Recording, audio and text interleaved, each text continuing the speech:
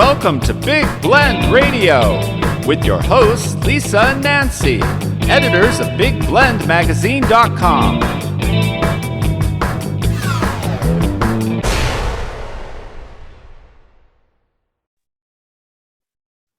Hey, everybody. Welcome to Big Blend Radio. Very excited today to head to our home city of Tucson, Arizona. It is a beautiful, beautiful city. Over 1 million people, you wouldn't believe it, though, live in Tucson. It just doesn't feel like it when you live there. But we're very excited because, we did a series on authors that are all part of the Tucson Sisters in Crime chapter in Southern Arizona. And this Sisters in Crime is national. I think it's international. We'll find out, actually. But anyway, it really is all about mystery writers and writers based in Tucson or outside of Tucson, writing about Tucson. It's about publishers, editors, anybody that is into it. This is your place. So I encourage you to go to their website, TucsonSistersInCrime.org, because we're going to talk about their new anthology called Trouble in Tucson. It's on Amazon now, and you can find that link directly, again, from TucsonSistersInCrime.org. But we're going to first welcome, we've got some great authors joining us and writers that are all part of the anthology. But first, we're going to bring Eva Eldridge on. She edited the book. You know her from Big Blend Radio and also in our various Big Blend magazines. Welcome back, Eva. How are you? I'm great. How are you, Lisa? Doing good, doing good. How is Tucson? I mean, it's beautiful weather.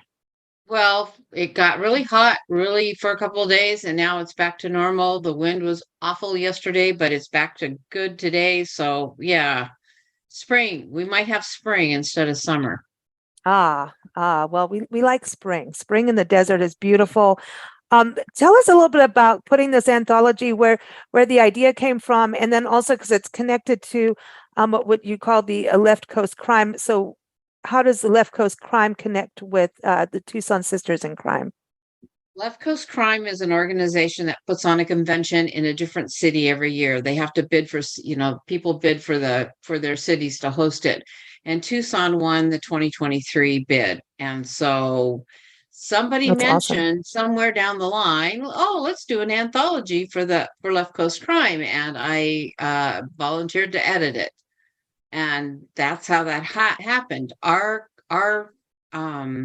group really hasn't done much with anthologies, unlike a couple of the other chapters in Arizona. Desert Sleuth does one normally, or I don't even know do they do that every year or every other year, but this was our first anthology with our chapter hosting it.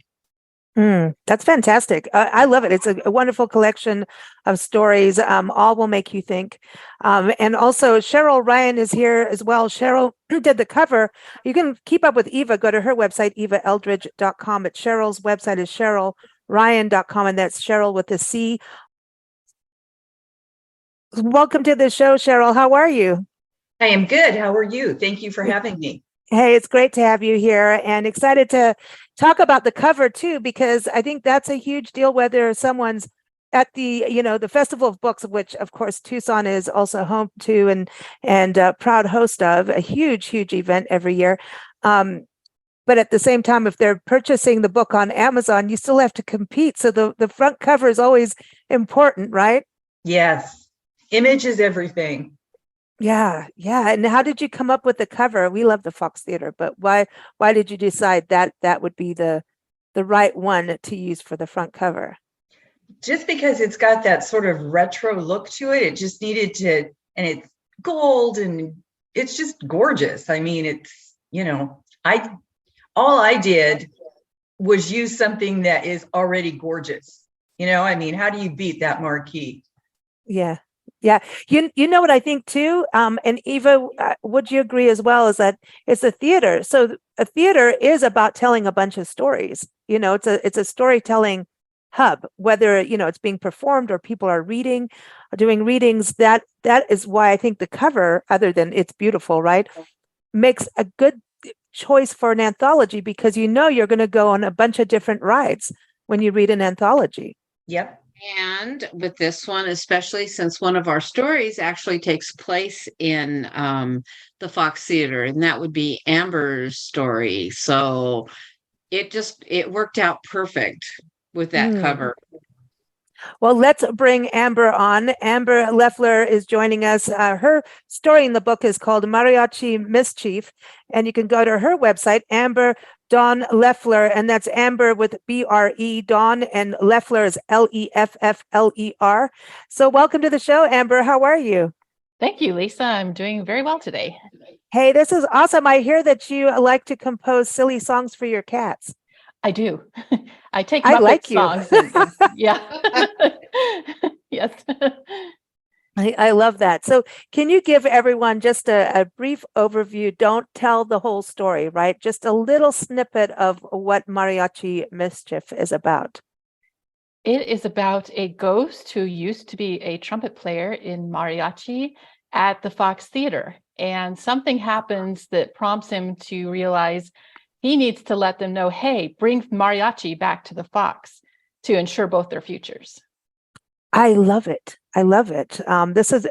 So do you live in Tucson? Because I know with Sisters in Crime, people can live outside the area, and we have some guests joining us, guest authors who are outside the area. Where are you based out of? I am in Phoenix, but my sister lives in Tucson and she works at the Fox. So that's where I got a lot of inspiration and ideas for the story. Hey, and you do, share saguaro cactus, right? Yes, we do.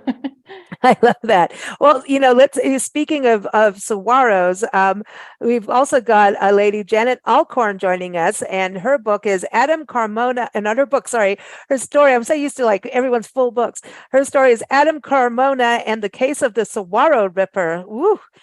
Tell us a little bit about that, and welcome, Janet. How are you? Thank you, Lisa. I'm doing great, and thanks so much for having me. This is so much fun. I've actually never been interviewed on a podcast before, so I'm excited. Well, you're in a good spot. Everybody's friendly here, I promise. Awesome. And if they're not, we'll put them in a murder mystery. We'll kill them off, figuratively. Yeah, that's one of the fun things about crime writing, right? If somebody irritates you, they become the next victim.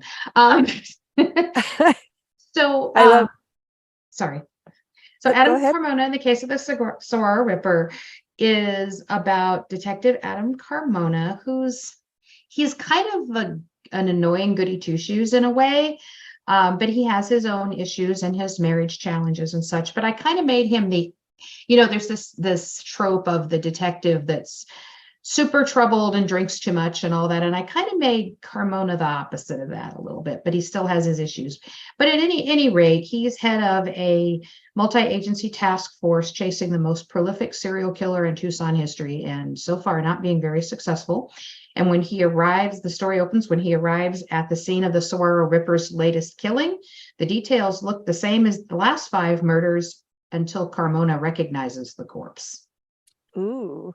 Now I hear that you like music too. We're going. This is becoming a musical show now, okay? Because we've got mariachi music, and apparently yours is 80s.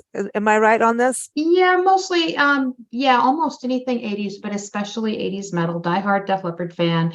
And it's funny that this comes up because I'm a little bit sleep deprived because I was out last night at the Rialto, another old theater in Tucson, seeing a band called Last in Line, which is, among other things, a side project for one of Def Leppard's guitarists.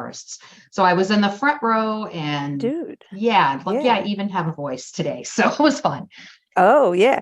Do you listen to music when you write? I mean, do you get inspired by songs? I get inspired by songs, but I can't listen to music when I write. I have to write in silence, which is so boring, but there it is.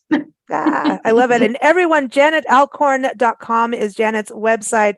So I want to keep going in regards to these stories in this anthology. Again, Trouble in Tucson is the anthology. You can get it on Amazon at TucsonSistersInCrime.org. But we're going to keep with the music thing. And this is not necessarily music, but The Big Bang. That's the next story I want to touch on. And that is by Minerva Raz. Welcome to the show, Minerva. How are you? I'm great. Thank you. Thank you for having me. The Big Bang, is that a big drum or no? Tell us a little snippet of the story. Sure. So when I saw the call for submissions to the anthology, that it needed to be set in Tucson and be about something Tucsonian, I decided to take a slightly different take than maybe some of the more obvious things about Tucson. And so the story is about a mid-century modern preservation group composed of wealthy people who are working to save mid-century modern architecture in Tucson, of which we actually have a lot. Something that I think a lot of people don't necessarily associate with Tucson. And the protagonist in the story is a witness to a murder that is happening within the society, and she sets out to solve it in a way that is actually fairly self-serving. So hopefully that's a fun introduction. And I sprinkled in a lot of sort of mid-century fashion references and other mid-century modern architecture. I love that. Concepts. Yeah, because isn't there a Desert Modernism Week? I know there's one in Palm Springs. Well, now they're doing two in Palm Springs, but modernism is a big part of Tucson's scene. You know what I mean? The landscape of, and I think that's why even the way the houses and homes are and some of the buildings, that they blend in with nature. It's not Frank Lloyd Wright style, but have that way of blending in that you don't really feel like there's a million plus people in Tucson and everyone's spread out in the valley, you know, but you know what I mean? I think that architecture just, it blends. I have to keep using the word blends well into, you know, the Sonoran Desert. Yes, but definitely. I think there is a week, I believe, a modernism week that happens in the fall in Tucson. Yes, you are right. And I changed the names because I did not intend to actually implicate the existing society. I believe it's called the Tucson Preservation Foundation. It's something like that. And they celebrate architecture, both of the Pueblo style and the mid-century modern style. But they do typically host a week in October where they highlight different mid-century aspects of our architecture. And yes, it does blend into the environment. It's really designed to have the large windows so that you have all of that access to the interior and exterior in very simple styles. And our next writer we want to chat with, an author, is Elaine Powers, Elaine A. Powers. She's been on the show before with Tucson Sisters in Crime, talking about her work. And when we talk about fitting into the landscape, she does it with lizards and iguanas. And she's an animal lover. She knows a lot in regards to iguana conservation and does a lot for teaching kids and, you know, through that also families.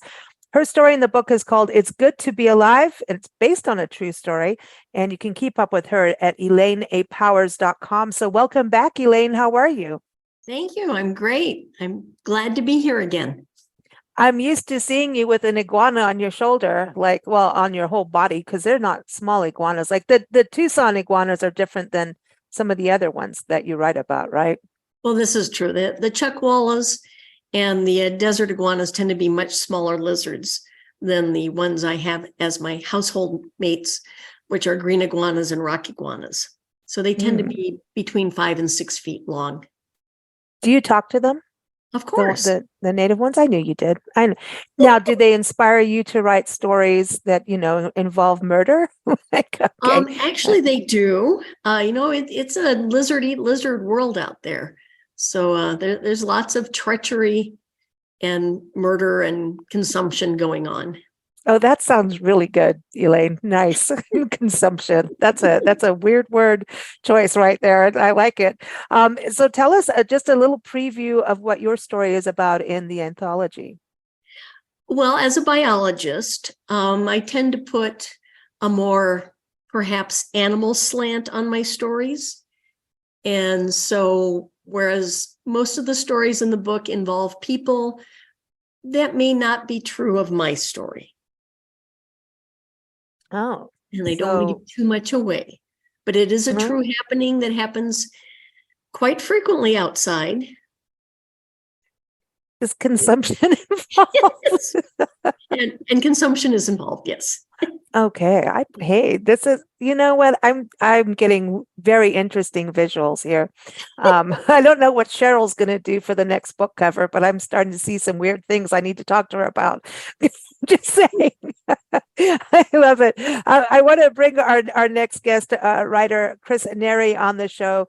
Her story is The Gift of Christmas Future. And, I love that she brings that in, because even Christmas, like when we think about Christmas in the desert, Nancy and I travel full time across the country and have experienced white Christmas kind of settings, like the real big snow recently. And all I'm going to say is Tucson does get snow once in a while, and it's magical. But so don't think the desert can't have like that white Christmas. It's a whole different thing, and it's magic. But welcome, Chris. How are you? Thank you, Lisa. I'm great. It's great to be here. It's good to have you on the show. And I know that you're into the world of paranormal and also in the supernatural. So I think this is going to be fun. So did we beam up with this story? Tell us a little bit about The Gift of Christmas Future. No, this story is, I guess, natural, not supernatural. And it's a story of a Tucson police detective, who had a troubling childhood and is now faced with an impossible to solve crime wave in Tucson. And the past gives some indication of how it might be solved. But the Christmas there is more of a typical, employs more of typical Tucson December weather, and including the need to weed grass in the desert, and how much grows in our yards in the desert. That's true. It does. And that's something, I mean, the Sonoran Desert is magical, right? It's really 5 seasons compared to 4, and that's the cool thing about Tucson. And when didn't this year, you guys got some snow this year, so it's a little different than the typical, which I think is just, when I was seeing photos, I wanted to go home. It's like, where? I love it. I love it because it's really special. I want people to know your website, which is chrisneriauthor.wordpress.com. And that's Chris, it's Kris. But then we were talking about gardening, and that leads me right to Lynn Nicholas, who's been on the show before.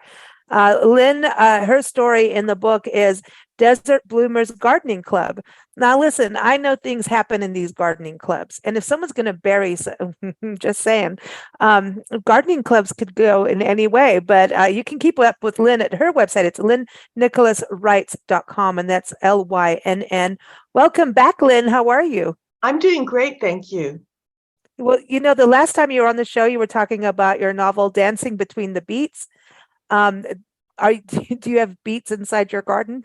I just want to know if you're growing any beets. It's a little warm for that now in Tucson, right? But I know you love to garden, so tell us a little bit about your story and what inspired it, because I love that you even talk about desert gardeners, because I want people to know you can garden. Oh, I have a desert style English garden. It's packed. Weeds are not weeds to me if they bloom. So yes, I love gardening. And I had joined a gardening club.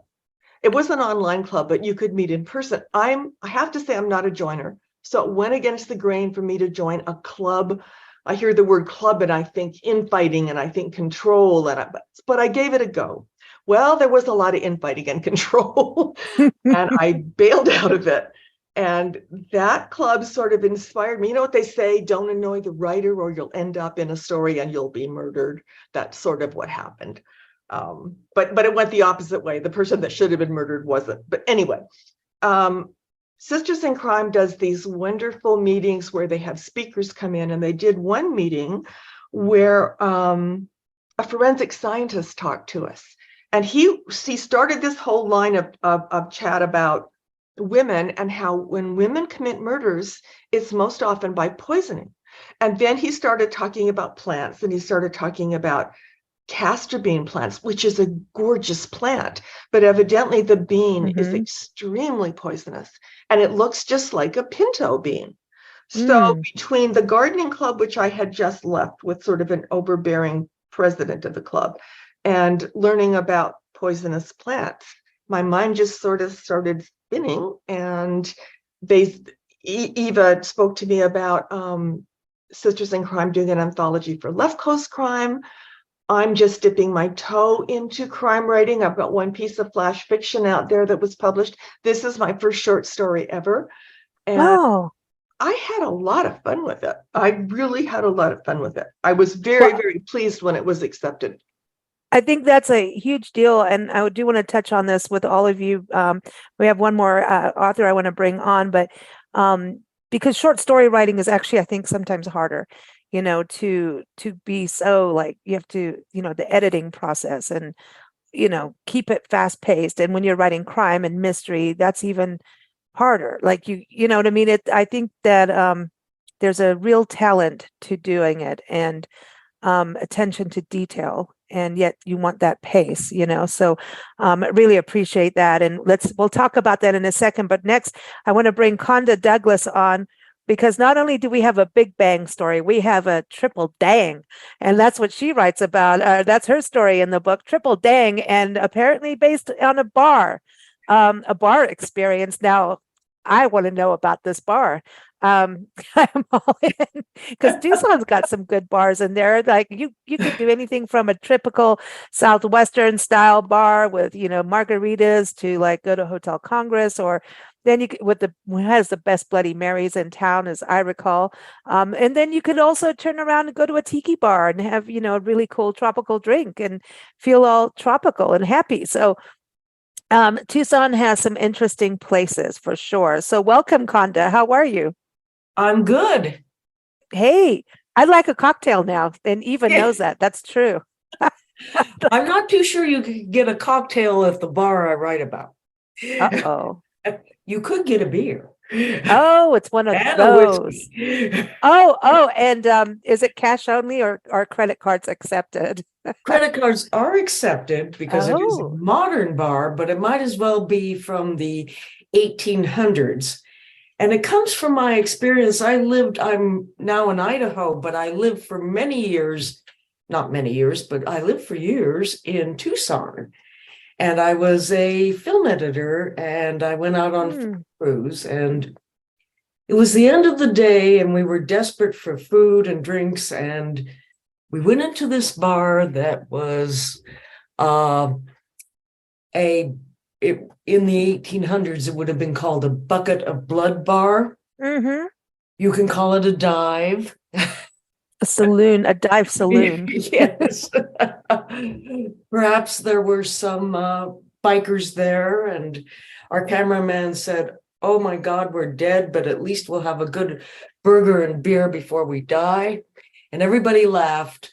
And it was a good burger and beer, but that was the inspiration for this story, Triple Dang. Also, the inspiration was, if you have a hammer, everything looks like a nail. And our protagonist, an older gal, and also in Arizona, they have open carry. Mm-hmm. And the bar is open carry. The open carry bar, and because everybody I think I know where you were. Oh, you may have. Is it still there? Well, the last time I was there, it was closed. But I think it has a new owner, and there's two across from each other that open and close. Open and close and open and close. Yes. The bar, yeah. It's biker friendly bar. I both changed biker the friendly. name. But yeah, so she has man trouble and she has a tool, and we go there. Oh wow, well put. Okay, no more. That's perfect. That's perfect. And everyone, you can keep up with Conda Douglas. Go to amazon.com/author/Conda Douglas. Eva, I want to go back to you and everyone. EvaEldridge.com is Eva's website. Trouble in Tucson. Did you come up with a name first, and then everybody wrote accordingly? And then how fun was it having to say no to people when you wanted those stories in? Like, how did you know when was the quitting point of exceptions? Trouble in Tucson was the name of the Left Coast Crime Convention. So they have Left Coast Crime, and then each town has their own thing, and that was Trouble in Tucson. So with that title, I already have the title. I wanted the stories literally to be trouble in Tucson. They could be close to Tucson, but they had to be something in Tucson. So I had a couple of really great stories, but they didn't really happen here. And I ended up having to reject them. And then it was a matter of, I mean, there's a lot of murder going on in this anthology, but it was all different kinds of murder. I wanted a variety of stories that people didn't expect. Something like what Elaine wrote. That's not a typical story. So that's a consumption story. It is a consumption story written in a way to make you guess a while what's going on with that. And then we had, your typical detective stories. We had a couple of those. And then we had like Conda's story, which was completely different. It was really kind of fun. So my choice of stories were based on that, and then length. So when I had to reject people, there were people I really didn't want to reject because the stories were good, but I already had something I thought, oh, that was a little better, that fit the niche for this anthology. So yeah, that part's not fun. Rejection is not fun no matter what you do. But no. Yeah. So, and after you accept them, people still have to do things. Are you willing to make changes in your story? Are you willing to do this? You're willing to do that? Because if they're going to say my story, it has to go in like this or nothing, then I'm sorry, I can't work with you, and I'll have to choose somebody else's story. So I didn't get any. I didn't have any of those. What was it like in regards to, you're the editor of it, so yeah, you can see like, hey, this needs to be switched around, because editing is different than proofreading. You edit the same, they hold hands, but there's two different things with that. So tell us a little bit about that process. I did not do much in the way of like proofreading. I did not do much in the way of copy editing. A little bit maybe, but mine was mostly developmental. Can we fix this a little bit? Oh, this isn't clear. How can you make this more clear? Conda and I worked on her title because she had trouble in a Tucson bar or something like that, and I didn't really want trouble in the titles of the story. So, most of my suggestions were, this bugs me a little bit. What can we do to make it better? That's what I did for a lot of these. Editing, proofing, copyright, all of that is, it's tricky. And I want to bring Cheryl on with this, Cheryl Ryan, everyone again. She does that. And, I think that, as a proofreader, editing, all of that, you can be a best friend, and then at the same time people automatically have a hatred for this person who wants to make change, right, Cheryl? How do you balance that in your career and working with people to let them know, I'm doing the best thing for you, I'm trying to make you better, and so that everything shines? Whenever you create something, whatever that is, that's a part of you. And so it's hard as a human to not take criticism personally. We have to just be above that. And that's really hard. And I'm also been writing, and I'm going to have the same thing. I'm going to have the same problem. I can see that already. I just, it's personal. Yeah, I think so. Because when you write, you sweat. Writing is not that easy. I mean, you get your first wave out, and then now you're sweating the bullets. It is blood, sweat, and tears. I think, and crime and mystery writers put themselves through their own ringer, to make this happen. But I wanted to touch base on the fact of it being short stories, and if you look at writing a novel, it's still a collection of short stories, but all tied to one thing. But a short story that has to stand up and be completely different within an anthology. It is not just, hey, let me just write a quick story and off it goes. It just doesn't really work that way. So let's go back to you, Conda, on this. What's it like writing a short story versus something longer as a mystery book? Well, I actually love to write short, and I credit it with all my success. And there are differences. Mostly, you can go much deeper when you're writing a longer work. and you're expected to go deeper. You're supposed to have more elements, more plot elements, secondary plots, characters, and all of that in a short story is way too much. So you have to have a limited amount of characters, one plot line, one major theme, one twist if you're going to have a twist, because you have to set up the twist. So that is the difference. But I also want to mention that I love writing short stories and placing them in places like Trouble in Tucson, because I'm terrible at titles. And Eva came up with the perfect title for my story. And if I hadn't had the experience with Eva, the editor, we would have never had Triple Dang. Does your experience in film help you be able to keep things short and sweet? Now, maybe not sweet, but It's very useful. It's very useful to write short first, because you have to make every sentence matter. You have to have the elements of, does it do characterization? Does it show conflict? Does it demonstrate the plot? Instead of telling, because I've worked with a lot of beginner short story writers, and they tend to tell.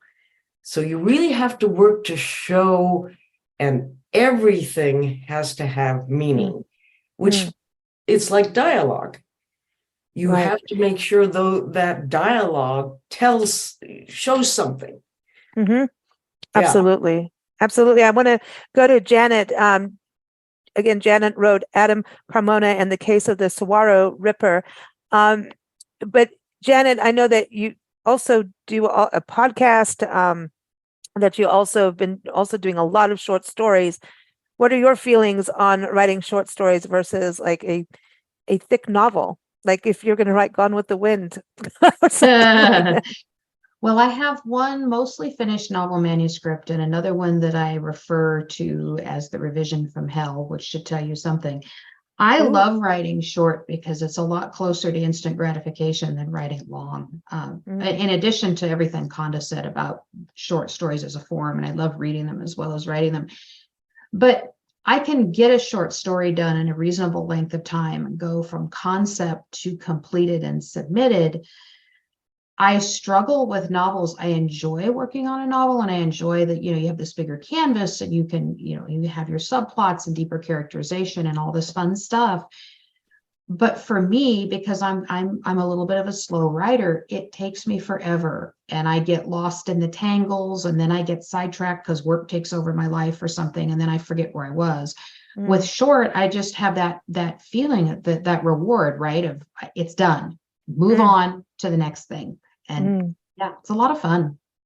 I want to go to Minerva. Again, she wrote The Big Bang. Minerva, I know that you're working on your novel, so your first novel. So, and then you've also written poetry, and so what's it like to, here I'm going to write a short story while I'm working on a novel. Are you able to make that split? Because I don't know, my brain likes to merge everything. That's why with the blend, one of the reasons. How was that, writing a short story while working on a novel? So I basically set the novel aside while I wrote the first draft of the short story, mostly because when I'm writing something, I have the characters living in my head and they're talking to me all the time, and I'm thinking about what they're going to do next, even when I'm not at the computer.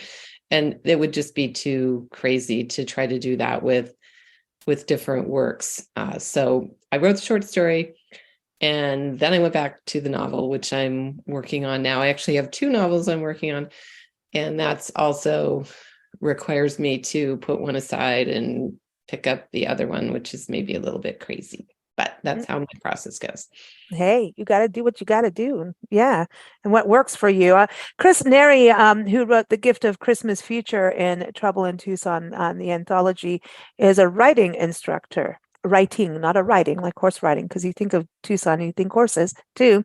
But Chris, any input on writing short stories, for folks, especially if they're getting started? It is definitely different from writing a novel. The thing to remember in a short story is it can only take a small idea and usually it's one thread that carries through. Whereas a novel, there are so many threads and so many subplots that we're weaving together, especially in a mystery, which are so hard. It's also not, if you want to write a mystery short story, the whodunit form that we see in novels of exploring numerous suspects typically doesn't work. There's just not enough word count to be able to handle enough suspicion of enough characters. So it's better to, if you have to use a different format than the whodunit format. It's also a good idea to start pretty close to the climax, even if it means backtracking to bring in more backstory. It's a good idea to initially start a story close to the climax. That often is a style that works. Good points. Really good points.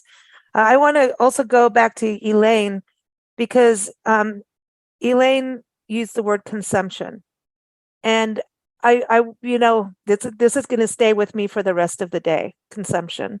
But yes.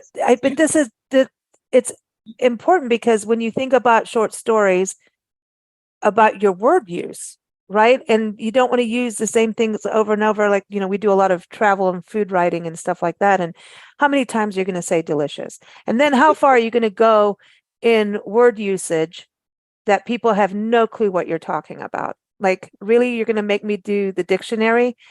Well, today when we recorded, that was the first dictionary got copywritten. But anyway, go Noah. But at the same time, like, how do you balance your words, and how do you do that placement? And I want to go to you, because you also write from the point of view of animals, which is also not, you're also writing the, animals that aren't always the furry, friendly, cutesy ones. You may think they're cute, and I agree with you, but some people will go, an iguana isn't cute. I think they're very cute. But so can you kind of elaborate on that for you as a writing process about using really interesting words, because you do?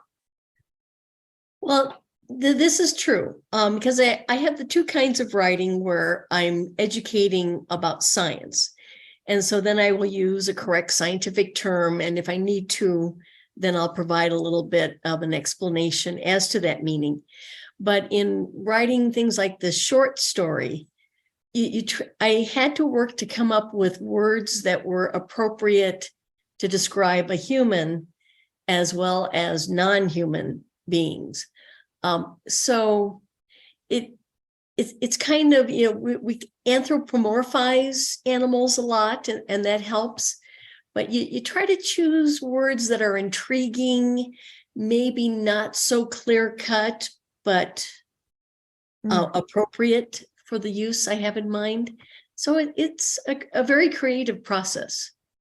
And does it touch into even like being poetic and rhythmic, right? In what you use? How does it roll off the tongue? How does it read? Oh, absolutely. Yes. That part of it. Well, that leads me to Lynn Nicholas again. She's gardening. She knows about ballroom dance. And we're back to music again. Sorry, it always happens. Lynn, when you're writing, whether it's a short story, your novel, how is that important for you? Do you think your background in dance helps? Well, when I wrote Dancing Between the Beats, a lot of the storyline, the betrayals and the secrets and the issues with people and miscommunication and expectations, that almost could be said anywhere. It could be said in a doctor's office. It could be said anywhere. But they do say, write what you know. And I was pretty involved with ballroom dance when I wrote it. And the ballroom dance studio is just such a fascinating place with personalities. You have doctors and mathematicians and scientists taking lessons from these young people who really only have a high school background. And you have all of this interesting interaction between people, and you have competitiveness, but you have you're friends with people you're competing with, and it's just a fascinating world. So I wanted to set a story with issues between people, because I tend to write character driven, and the plot is to give my people something to do rather than the other way around. Oh, wait a minute. Do you spy on your neighborhood? Do I have a spy feeling on my neighborhood? Yeah, when you're gardening, you're taking a good look around and seeing if something's going on, aren't you? I know. No, my Oh, come backyard's on. all walled in, so I don't see anybody, but I'm really Oh, nosy. I love to know what's going on in people's lives. Just I love love it. I love it. I want to go to Amber because I think this is a really interesting side of writing too. Amber, I know you write silly songs for your cats, and we love that you rescue cats, by the way. But Amber, you're also certified in breath qigong yoga and also a Tai Chi instructor. So what I wanted to ask you is, in writing and even reading, to take a breath before you rush through a book, right? What do you think breath work can do for writers to kind of just chill out a little bit and clear your thoughts? Can it help clear the mind and not get, when I talked about blood, sweat, and tears, I mean it, because you can get all freaked out, especially if you have a deadline. Then it's like, it can be stressful. So tell us a little bit about breathing and yoga, Tai Chi, those kinds of practices that could help. Oh, I'd be happy to. I actually write a column, Wellness for Writers, and I teach workshops to help writers unblock mental and physical energy. And, we get tied in knots when we're sitting at our laptops. So there's a couple of things breathing does for you. When you sit and you start to constrict, all the breathing starts to go up, up, up, up until it gets to chest level. And the less distance between your head and where you're breathing, the less oxygen you get. So you want to bring that oxygen down to your lower belly to really open up and get that oxygen flowing and keep your brain working really well. The other thing it does is it brings all your energy back to you, because there's so much pulling on us every day. Email, social media, things you need to do for your family or for your cats, and your energy just flies away from you. So when you breathe and you take that time to bring your breath back to you, you're connecting to your inner thoughts, and you bring all your concentration to what it is you want to do without all that distraction. So it's a very important thing, even to take just 10 seconds, 10 breaths, and put your palms facing up on your legs and just focus on your 10 fingertips for 10 breaths. And it's amazing how it clears your mind and clarifies your focus. Ooh, everybody, there's some good tips right there. I like that. That's for everyone, especially everyone just working nonstop, even, for everyone working nonstop at their computer. Don't we all do that? Especially balancing work and writing, and that balance too. Isn't that something for writers that Amber should be, you may be working, remotely or whatever on your computer all day, and then suddenly you want to go into your writing mode to switch gears.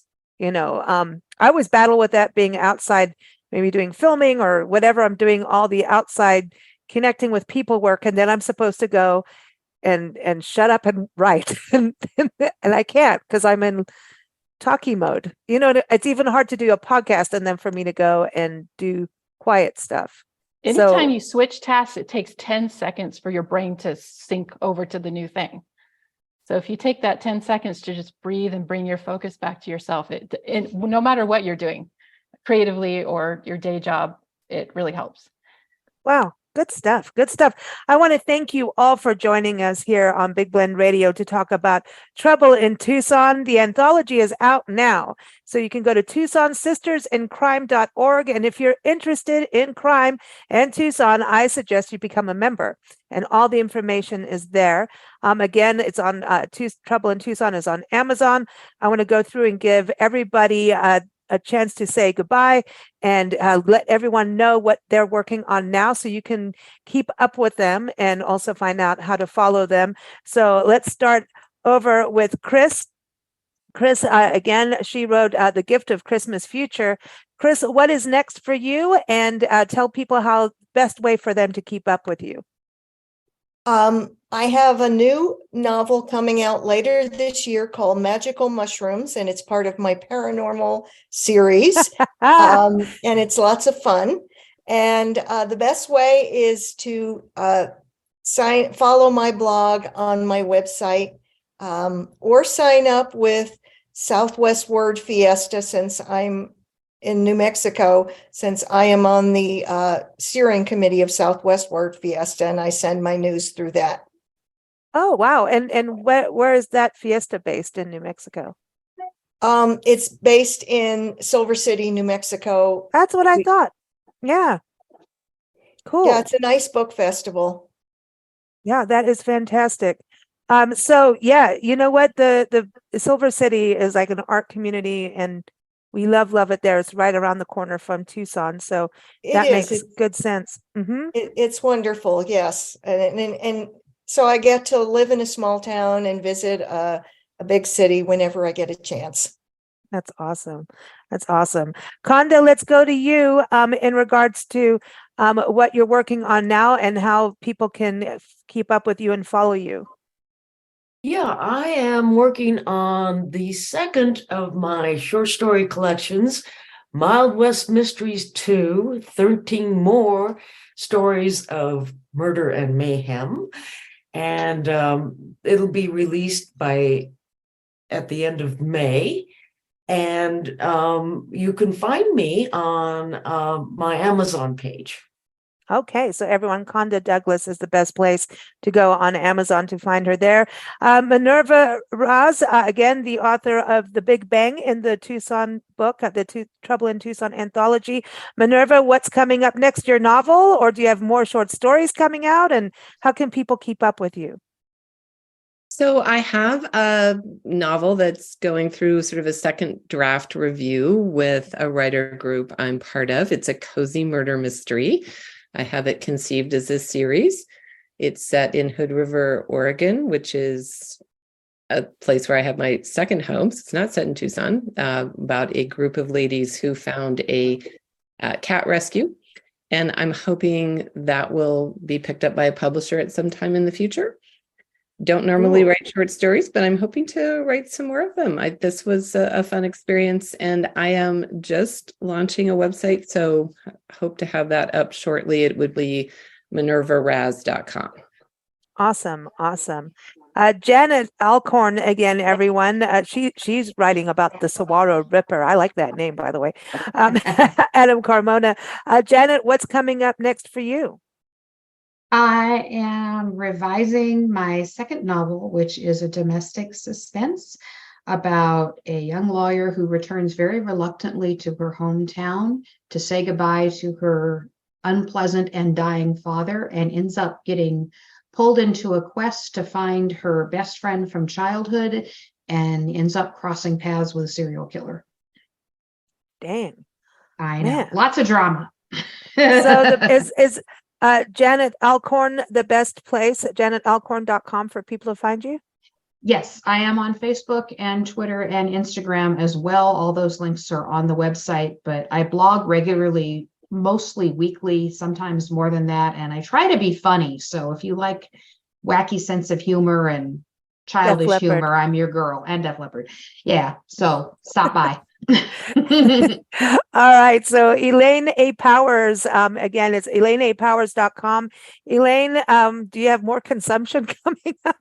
What's next? Actually, I do. I'm continuing to work on my science-based illustrated books. Do check out my videos on YouTube and TikTok. And if you want to see some of my inspiration that I have around the house, Arizona Illustrated came and recorded us for an episode that should be aired this month. Oh, that's so exciting. Congratulations. That's fantastic. That's fantastic. And Amber, Mariachi Mischief, Amber, tell everybody what's next for you. I am querying my children's mystery where a hatch pepper is murdered.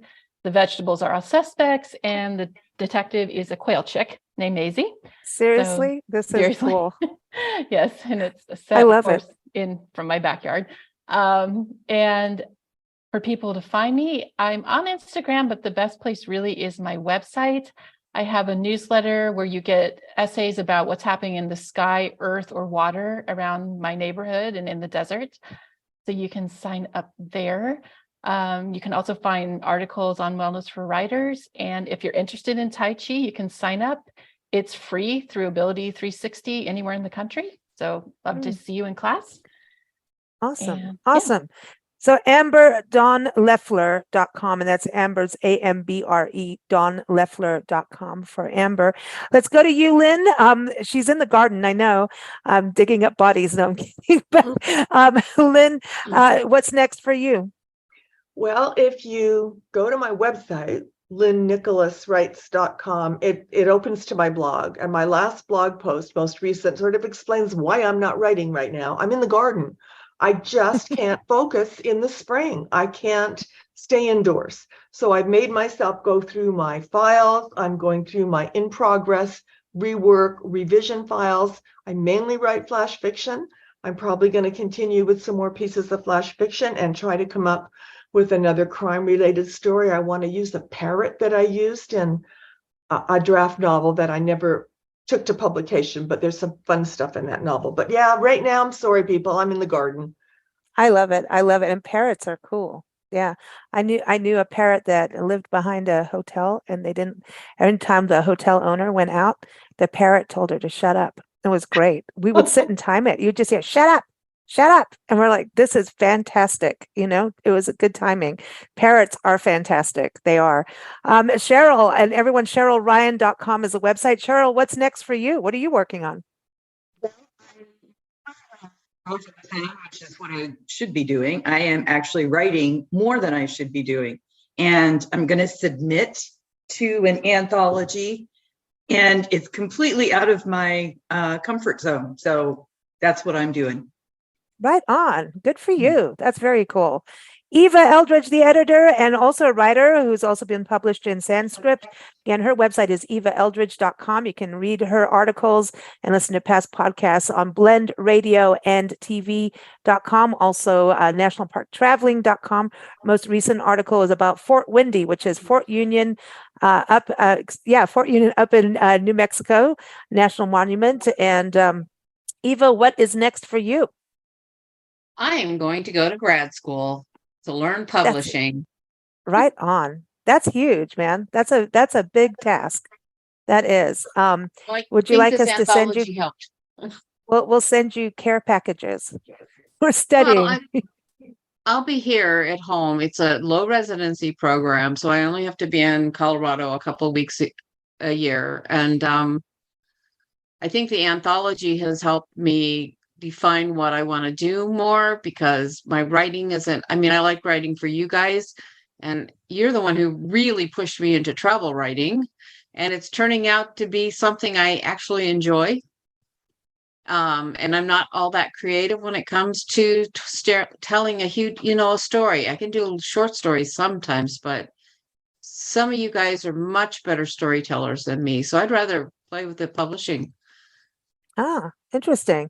Well, I think, putting this together is a huge task, and working with everyone is, it's not easy. Like, Cheryl was saying, this is personal. So it's not an easy thing. And if you've got the personality for it, and also the love of good words put together well, that's brilliant. So I want to thank you all for joining us again. Keep up with us at bigblendradio.com. We air twice a day because there's something wrong with us. Every morning, our Big Daily Blend comes out, and every afternoon, depending on where you are, is a interview or a panel discussion like today. So you can keep up with us again at bigblendradio.com. And of course, the Tucson Sisters in Crime is TucsonSistersInCrime.org. Thank you all for joining us. Take care, and best wishes on all your next writing. Thank you, Lisa. Thank you. Thank you.